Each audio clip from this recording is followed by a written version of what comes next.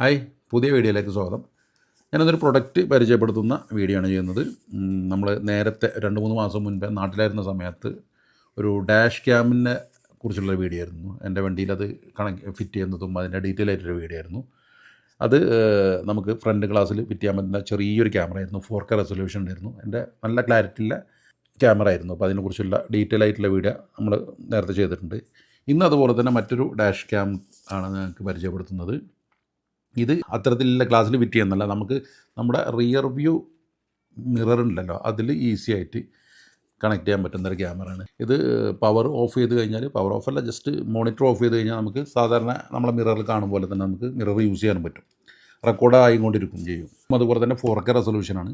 Front camera 4K ആണ്. പിന്നെ അതിൻ്റെ കൂടെ ഒരു റിയർ വ്യൂ നമുക്ക് ബാക്ക് ഗ്ലാസ്സിൽ ഫിറ്റ് ചെയ്യാൻ പറ്റുന്ന ഒരു ചെറിയ HD ക്യാമും വരുന്നുണ്ട്. അപ്പോൾ ഓൾറെഡി ഞാനിത് അൺബോക്സ് ചെയ്തിട്ട് സാധനം വണ്ടിയിൽ ഫിക്സ് ചെയ്തിട്ടുണ്ട്. ഇതിൻ്റെ അടുത്ത് പോകേണ്ട ആവശ്യമൊന്നും വന്നില്ല. ഞാൻ നേരിട്ട് Type-C ആയതുകൊണ്ട് തന്നെ അത് നേരിട്ട് നമ്മുടെ ചാർജർ ഇതിൽ കൊടുത്തിട്ട് ഫിറ്റ് ചെയ്തിട്ടുണ്ട്. അതിൻ്റെ വീഡിയോ ഞാൻ കാണിച്ചു തരാം. പിന്നെ ഇതിൽ വരുന്നത് നമുക്ക് ഒരു റിയർ വ്യൂ ക്യാമറ കൂടെ വരുന്നുണ്ട്.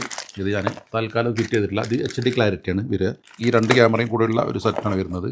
ഇത് ഞാൻ പർച്ചേസ് ചെയ്തത് നമ്മൾ നേരത്തെ മറ്റേ ക്യാമറ പർച്ചേസ് ചെയ്ത അതുപോലെ തന്നെ നമ്മുടെ AliExpress വെബ്സൈറ്റിൽ നിന്നാണ്. AliExpress ഇപ്പോൾ ഇന്ത്യയിലുണ്ടാവില്ല. ഇന്ത്യയിൽ ഇത് ചൈനീസ് സൈറ്റൊക്കെ ബ്ലോക്ക് ചെയ്ത് കാരണം. അപ്പോൾ വാങ്ങാൻ താല്പര്യമുള്ളവർ അങ്ങനെ നമ്മുടെ മിഡിൽ ഈസ്റ്റിലുള്ള ആളുകൾക്കോ അല്ലെങ്കിൽ നിങ്ങളുടെ സുഹൃത്തുക്കൾ മിഡിൽ ഈസ്റ്റിലുണ്ടെങ്കിൽ അവരോടൊക്കെ വാങ്ങിക്കുക. ഒരു 205 റിയാലാണ്, സൗദി റിയാലാണ് എനിക്ക് വന്നത്.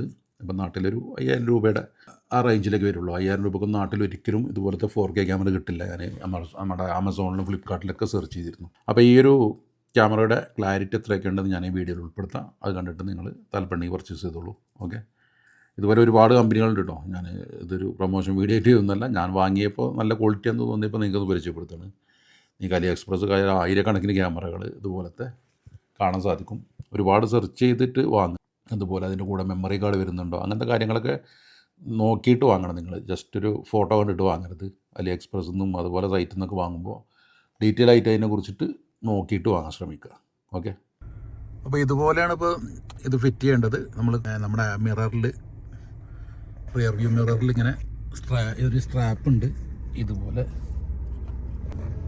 അത് ഫിറ്റ് ചെയ്യുക. ഞാനിപ്പോൾ തൽക്കാലം നമ്മൾ കാർ ചാർജറിൽ കൊടുത്തേക്കാണ്. Type-C ചാർജറാണ് ഇതിന് വരുന്നത്. പിന്നെ നമുക്ക് മിറർ കാണുന്നുണ്ടെങ്കിൽ ഈ മോണിറ്റർ ഇവിടെ ഇങ്ങനെ ഓഫ് ചെയ്യുക.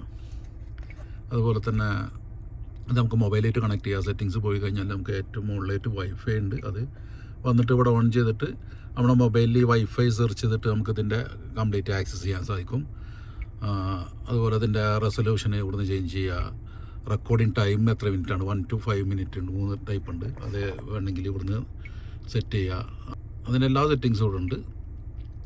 അതുപോലെ ഇപ്പോൾ ഞാനൊരു ക്യാമറ മാത്രമേ ഉള്ളൂ ഇതിൽ ഫിറ്റ് ചെയ്തിട്ട്, ഫ്രണ്ട് ക്യാമറ. ബാക്കും കൂടി ഫിറ്റ് ചെയ്താൽ നമുക്കത് മോണിറ്റർ 2ആയിട്ട് സ്പ്ലിറ്റ് ആയിട്ട് യൂസ് ചെയ്യാം. പകുതി ഫ്രണ്ടും പകുതി ബാക്കും ആയിട്ട് യൂസ് ചെയ്യാം. അപ്പോൾ ഞാൻ സിംഗിൾ വെച്ചുകൊണ്ട് മാത്രമാണ് ഇത് ഫുൾ സ്ക്രീനാക്കി. ഇവിടെ ഓഫ് ചെയ്താൽ നമുക്ക് സാധാ പോലെ ഇത് മിററായി മാറി. അത് ഈസി ടു യൂസാണ്, ഫിറ്റ് ചെയ്യാനും സുഖമാണ്. പിന്നെ വൃത്തിയായിട്ട് ഫിറ്റ് ചെയ്യണമെങ്കിൽ ഇത് നമ്മൾ ഈ വയറൊക്കെ ഇതിൻ്റെ ഉള്ളിലോട്ട് വലിച്ചിട്ട് ചെയ്യുകയാണെങ്കിൽ ഒന്നുകൂടി വൃത്തിയാവും. അപ്പോൾ ഇതാണ് സാധനം.